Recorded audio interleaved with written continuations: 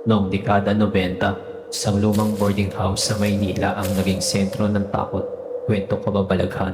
Maraming estudyante ang umuupa rito, pero kakaiba ang mga bulong, yabag na naririnig tuwing hating gabi. Ayon sa mga nakatira, may kwartong palaging bakante. Kapag may bagong umuupa, ilang araw lang ay bigla na lang silang umaalis dahil nakikita raw nila ang isang babaeng nakaputing lumulutang sa gilid ng kama. May ilan pang nagkwento na may malamig na kamay na humahaplos sa kanilang noo habang natutulog.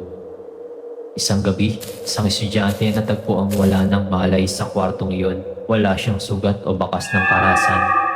Ang tanging naiwan ay bakas ng lupa sa kanyang pisngi. Malamig na hangin na dumadaloy mula sa pader. Hanggang ngayon, sarado na ang boarding house na iyon. Pero sa mga nakadaraan, sinasabing may nakikita pa ring babae sa bintana. Nakatingin lang, naghihintay.